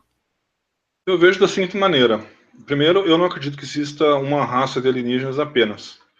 Se a gente for ver o tamanho do universo, nem preciso exagerar, né? Vamos ver o tamanho da galáxia. A galáxia é enorme, né? São bilhões de sóis que nós temos aqui e com probabilidade de ter bilhões de planetas ao redor. E a gente está descobrindo isso aos poucos, né? Cada vez mais a NASA está provando que existem planetas ao redor das estrelas, cada vez mais planetas parecidos com os nossos, com probabilidade de ter vida, etc. Então, para mim, até a ignorância do ser humano é achar que nós somos os únicos seres do universo, né? Então, para mim, são várias civilizações que estão por aí, né? E tem um outro porém. Nesse meu livro que eu estou trabalhando agora, eu vou muito pela teoria do Jacques Vallée. Jacques Vallée é um pesquisador francês, radicado americano, que trabalha na NASA. Ele é doutor em processamento de dados, se me fala a memória. Ele é astrofísico também. Foi colega do Heineck, que também era bem conhecido dentro da área da ufologia, e ele acredita uma teoria bem interessante. Ele acha que 80% dos OVNIs que aparecem, na verdade, são extradimensionais, e não alienígenas de outro planeta. Eles seriam alienígenas, mas não de outro planeta, seriam de dimensões paralelas. Eu sou apto a acreditar que essa teoria é uma que explicaria muita coisa que a gente encontra na ufologia e a gente não consegue entender. Também explicaria esses casos de mutilações humanas que eu tenho recentemente investigado nos últimos 10 anos. Desculpa, Débora? eu queria complementar responder direito à pergunta que ele me fez. Ah, sim, claro, pode continuar. Não, eu fugiu, eu queria que ele perguntasse de novo só para eu ver se não faltou nada. Não, é justamente isso. As pessoas acham que... Sim, não. As pessoas acham que necessariamente uma inteligência mais evoluída jamais faria mal uma inteligência menos evoluída. Eu acabei não respondendo você, desculpa, eu contornei e não falei. Então, com relação a isso, eu respondi dizendo que, para mim, existem várias, né? Pode ser que existam seres angelicais, como alguns acreditam, né? Principalmente grupos esotéricos, místicos, né? Eles querem acreditar que a maioria desses seres são inteligentes, que não fariam mal nenhum, etc. e tal. Mas você não pode generalizar, né? Existem muitas raças que estão vindo aí, não sei de onde, como eu coloquei agora, mas não necessariamente com moral e ética igual a nossa, né? Isso que eu acho engraçado, o ser humano achar que tudo vai ser igual. Principalmente se for com relação ao universo paralelo. Se você tiver um ser que vive numa dimensão paralela, que não tem nada a ver com a nossa, talvez ele até tenha uma moral completamente diferente da nossa, né? Que não se importa de fazer experiências ou sei lá, ou maltratar seres daqui, que para eles seriam insignificantes. Então, e eu tenho visto que realmente muitos que gostam de ufologia, muitos ufólogos até, eles se recusam a aceitar casos de mutilações humanas do insólito, que possam ter relação com OVNI, justamente porque contraria o que eles acreditam, né? Mas eu acho errado eles acreditarem apenas numa coisa. Se eles quiserem acreditar que existem seres angelicais, Astacheran, alguma coisa parecida, não vejo problema nenhum. Mas achar que todos eles são do mesmo grupo, aí já é ignorância também, né? Débora, quer fazer pergunta do chat? Oi, Wesley. Tem sim, tem pergunta aqui. Antes eu preciso mandar um abraço aqui do Marco Leal, que ele já tinha mandado um abraço aí para o Machado, para o João, para você, Wesley, que eu tinha esquecido de passar. Canal TV pergunta, mais uma pergunta do Canal TV, tá cheio de pergunta interessante ele hoje. Ele pergunta quem é, afinal de contas, a vítima do caso Guarapiranga. Ele disse que até hoje ele não soube do nome do sujeito, que sequer foi citado. Eu não lembro de cabeça agora, mas o nome dele vai ser publicado no meu livro. Nesse próximo. A Encarnação, porque eu vou falar sobre esse caso novamente. Na verdade, em nome da Encarnação, ela autorizou que eu colocasse o caso lá. E e a gente vai colocar o nome dele, tudo certinho lá. Não vai ter nenhuma omissão. Todas as vítimas que foram pesquisadas por mim no meu livro estarão com os nomes, com os laudos, com as fotografias e com depoimentos de veterinários, de delegados, eu misturei com os chupacabras, de delegados e de investigadores, como policiais ou médicos legistas. E esse caso de Guarapiranga tem alguma similaridade com o modus operandi do chupacabra? Não, do chupacabras não, mas das mutilações de animais nos Estados Unidos, sim. Tem vários. Tá bom. O Roberto Botelho comenta que ele quer o livro físico do Olhos de Dragão. Onde é que ele pode encontrar o livro físico? Eu também quero. Só sobrou um aqui em casa. Olha, só em sebo. Tem um no Mercado Livre agora, se ele tiver dinheiro para gastar, o cara está explorando, se aproveitando que é difícil de conseguir, está custando R$140. Nossa. Se aproveitou, porque o preço normal dele na época que ele estava no mercado, que eu fiz ele em 2000, né? Durou até uns 2 anos atrás eu se encontrava, agora já não tem mais. Tinha lá na livraria do Chaim, Curitiba, mas ele já esgotou. Foram 1000 livros que nós fizemos, e foram os 1000 em papel. Hoje você só consegue mesmo em sebo, esses em papel, né? Vamos fazer uma nova edição. Uma nova edição precisa de uma editora estar interessada. Para vocês terem uma ideia, na época que eu fiz esse primeiro livro, nenhuma editora quis. Eu mandei para várias, eu perdi um bom tempo mandando... Eu conheço uma editora que vai se interessar. Tem interesse? Bom, a gente pode conversar. Do André De Pierre, que inclusive já fez parte de um hangout do OVNI Free, do Marzio, se eu não me engano. Não, se aparecer uma editora, a gente conversa, não tem problema nenhum. Eu posso fazer uma edição até atualizada, saiu de menos. O problema é encontrar a editora, como eu coloquei. Eu não, né, eu perdi bastante tempo procurando. Na época, para vocês terem uma ideia, quem publicou o livro foi o Aramin Chaim, que é um livreiro que tem aqui em Curitiba, que ele queria fazer uma editora e pediu para sair como editora. Eu falei, tudo bem. E ele bancou metade do livro. E a outra metade eu consegui na época com um diretor de uma faculdade que eu trabalhava, que bancou o restante do livro. Eu fiz a parte da editoração, e para economizar também, porque custava caro, e eles pagaram a parte da gráfica. E a distribuição do livro não foi feita por distribuidora, nós vendemos o livro através de palestras, através da internet. Eu chegava a vender 10 livros, né? Saber o que estava acontecendo. Mas eu fiz muita doação do livro para a biblioteca. Se a pessoa tiver interesse em ler e não puder comprar, ou não quiser a parte digital, elas podem procurar em bibliotecas. Eu tenho várias bibliotecas que eu procurei em São Paulo, Rio, Curitiba, Paraná, Santa Catarina, Rio Grande do Sul. Eu fui em várias bibliotecas públicas e fiz a doação do livro. Elas estão à disposição. Aqui em Curitiba tem na PUC, na biblioteca da PUC, na biblioteca do Estado Federal, biblioteca pública, todas as bibliotecas públicas municipais ao redor de Curitiba, São José dos Pinhais, Quatro Barras, Colombo, Campina Grande do Sul, as regiões onde tiveram os ataques, né? Eu procurei sempre deixar um livro lá. Se ainda estão lá, não sei, mas eu fiz essas doações. Legal.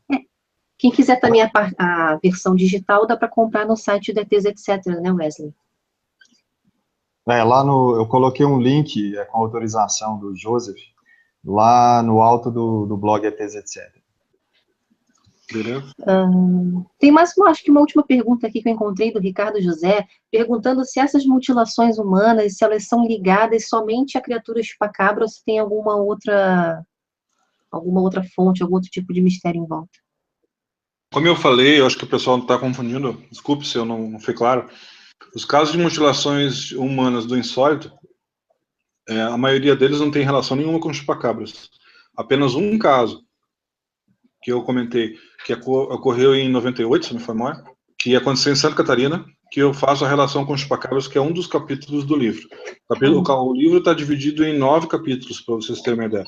Então, são 8 capítulos narrando casos de pessoas que morreram de forma estranha, que pode ter relação mais com OVNIs ou com seres de dimensões paralelas, como eu tinha mencionado antes. Nada a ver com chupacabras. Tá certo. Por hora é só. São casos em que... o João Marcelo... São casos que a polícia investigou e não conseguiu chegar a uma conclusão.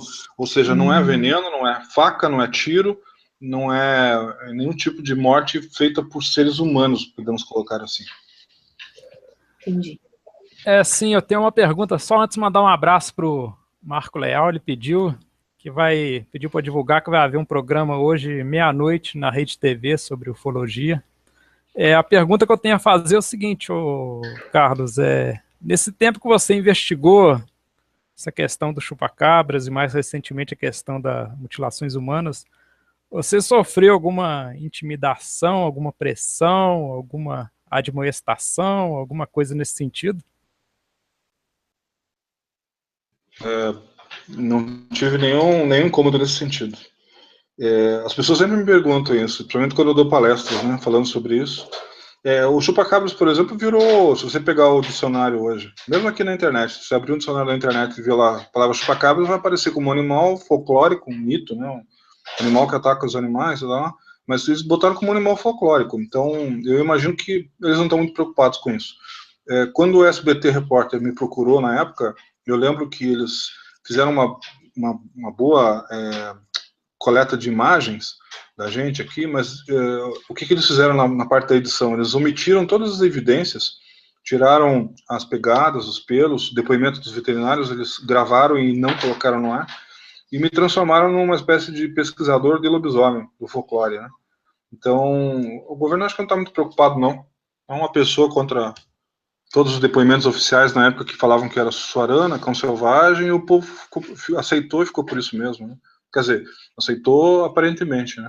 Porque qualquer um que tiver animal em chácara e teve ataques, sabe que quando um cachorro ataca uma suarana é muito diferente do que aconteceu naquela época. Mas eu não tive nenhum tipo de problema nesse sentido, não. Nenhuma ameaça, nada disso.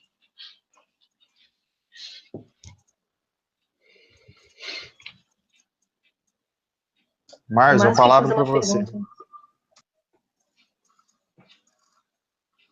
Eu queria mandar um abraço para o Marco Aurélio também. Ô, Débora, quer fazer uma pergunta? Não, eu ia passar para o Marzo, que ele tinha dito aqui que ia fazer uma pergunta. Pois é, mas parece que ele não está respondendo. Marzo, sua pergunta, Marzo. Acho que ele pode ter caído, né? Será? Eu vou aproveitar que o Marzo caiu, eu vou fazer uma pergunta aqui que um leitor me fez, que a gente publicou, que traria o Carlos Alberto Machado nesse Hangout. Vou ler aqui a mensagem dele, que ele é muito seu fã. Hangout com o Carlos Alberto Machado, esse cara é incrível e muito sério no segmento ufológico. Fiquei muito contente com o Hangout dele previsto para a segunda próxima. Ele não é só especialista no caso Chupacabras, que a mídia da época, Caceta e Planeta e afins, zombaram e abusaram, mas também casos envolvendo desaparecimentos inexplicáveis ao redor do mundo. Poderiam perguntar a ele no Hangout, por favor, o que ele acha que aconteceu com o escoteiro Marco Aurélio, caso Operação Marins? Eu vou ficar devendo, porque eu não fui atrás desse caso. Aliás, eu desconheci, inclusive. Ele mandou uma mensagem para mim, se eu não me engano, não só falando desse caso, ele estava comentando também sobre aquele documentário que eu falei que um de vocês chegou a legendar, né, do inglês, que para mim também foi novidade, porque eu não conhecia aquele documentário, eu vi há pouco tempo, fundador disso lá na Inglaterra, né? E tem um outro caso também que aconteceu aqui no Brasil, que também é interessante, que é de um pai que desapareceu no meio de 2 bolas de luz. Acho que foi aí em Minas Gerais, se não me falha a memória. Aldolino, acho que era o nome dele. Que apareceram 2 bolas e ele desapareceu na frente dos filhos. Os filhos ficaram órfãos e o pai desapareceu e nunca mais retornou. Até eu encontrei, esse final de semana estava tendo um evento aqui, encontrei um cidadão.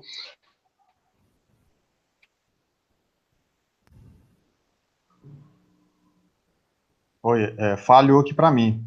Para vocês? Para mim também, que ficou sem som. Voltou ou não? O Marzo voltou, né? Voltei. Deu uma falha. Machado, aqui. tá aí, Machado? Diz que encontrou documentos Machado, da Operação Prato aqui. eu vou pedir para você repetir, porque falhou aqui o áudio de você. Ok. Estão me ouvindo agora?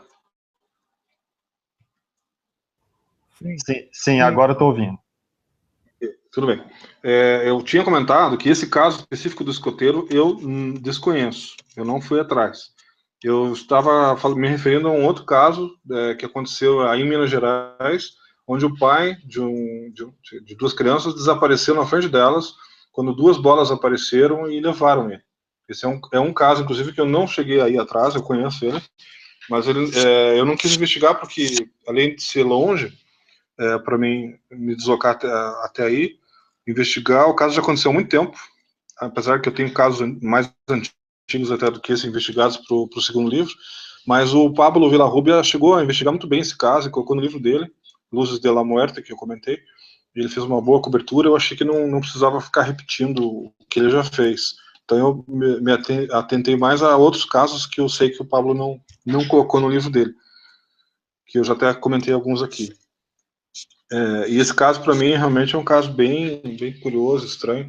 Agora, o caso do eu realmente não conheço.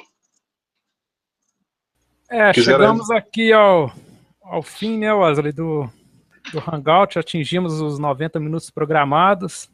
Queria agradecer demais o Carlos Machado pela disponibilidade, pela presença, a Débora da Cripta dos Mistérios, Marzo do canal OVNI Free, e todo o pessoal que assistiu aí pelo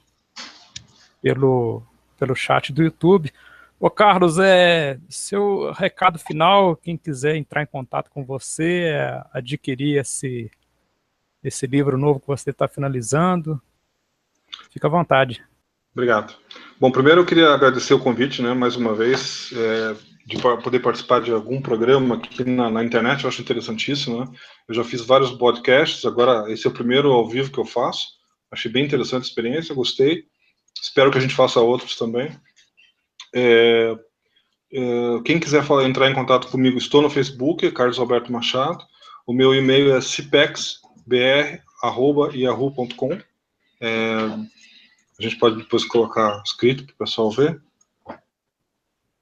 Com relação aos livros, aquilo que eu coloquei. O primeiro livro só em sebo. Digital agora, que vocês estão disponibilizando o link para quem tiver interesse. Não está caro. Bibliotecas públicas eu doei para várias. E o segundo livro deve sair em breve pela editora Estronho, né? E assim que...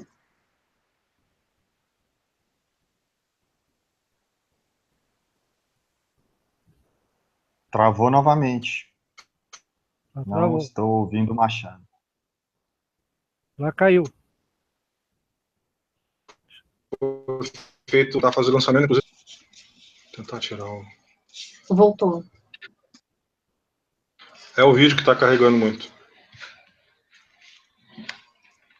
Hangout tem dessas coisas. Débora, faça a sua última pergunta aí, se tiver normalizado. Ah, que bom.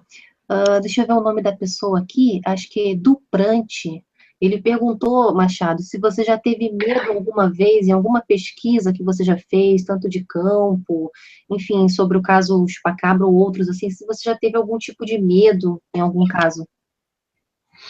Eu não só tive medo, como quando eu fui fazer as vigílias com relação aos chupacabras na época, eu fiquei amigo de um armeiro, e que era um dos proprietários lá de carneiros que tinham perdido, e a gente chegou a fazer um rincãozinho lá, né, um treinamento com as armas dele, e as nossas vigílias eram armadas, a gente estava correndo de medo. Imagina, uma criatura que arrebenta uma armadilha de meia polegada, o que poderia fazer com os ossos da gente, né? Então a gente ficou com bastante receio, claro, de acabar tendo que enfrentar esse bicho. E até porque a gente não sabia o que era, né? E às vezes as pessoas me perguntam, né, mas se descer um OVNI na tua frente e abrir a porta e alienígena lá, o que você faz? Eu digo, bom, eu fico escondido, filmo, fotografo o máximo que eu posso, tento conseguir o máximo de evidências e saio correndo depois, porque eu não vou entrar, não. As coisas que eu fico sabendo que ocorrem lá dentro não são muito agradáveis, né? Nem de um lado nem do outro. Tá certo, obrigada aí pela última pergunta. E correr não adianta não, hein? Não adianta correr, não. Mas eu queria agradecer aí o Carlos Alberto Machado por ter aceito o convite, e é o nosso primeiro Hangout, espero que de muitos, e de forma exclusiva aí, fazendo o primeiro Hangout do Carlos também, né, Carlos? Obrigado, foi o primeiro, agradeço o convite e foi uma satisfação participar do programa de vocês, né? Obrigado. Débora, faz seu comercial aí, Débora. Obrigado pelo convite, Wesley, obrigado a todo mundo que está aqui, foi um prazer estar na presença aqui do Machado e ouvir as histórias dele, e conversar com o público aí também no chat. Quem não me conhece, então, eu tenho um canal, Cripta dos Mistérios, quem quiser é só passar lá, e é isso, muito obrigada. Marzo, faz a sua finalização aí, Marzo, o seu comercial, Marzo. Olá, obrigado, Wesley, pelo espaço. Obrigado aí, foi ótimo esse hangout aí, acho que é o primeiro do teu canal ETs, etc, né, que seja de muitos aí, e eu gostaria de estar nos próximos também, achei muito bacana, a bancada aí é realmente excelente, é um tema super interessante, um fenômeno que está ocorrendo até hoje, né, claro, com menor incidência, e quero fazer o convite aí a todos também que gostam de ufologia. Eu faço hangouts do OVNI Free e faço um convite a todos, sempre aos sábados, a partir das 22 horas, tratando de vários assuntos, várias temáticas, com convidados, né? E é isso aí, levando a ufologia a todos aí para o conhecimento, aprendizagem, né? E discussão de tudo que é falado aí na mídia, nas redes sociais, nos sites aí, as polêmicas, né? A gente está querendo aprender cada vez mais, né? Eu quero agradecer a você, Wesley. É isso aí, Sucesso Márcio. aí no Hangout. Obrigadão, Márcio. Então a gente vai finalizar agora e fica o convite aí para o nosso próximo Hangout, que vai ser anunciado no blog ETs, etc. e nos nossos canais aí no Facebook, no YouTube. Até a próxima, pessoal, finalizando a transmissão. Muito obrigado a todos.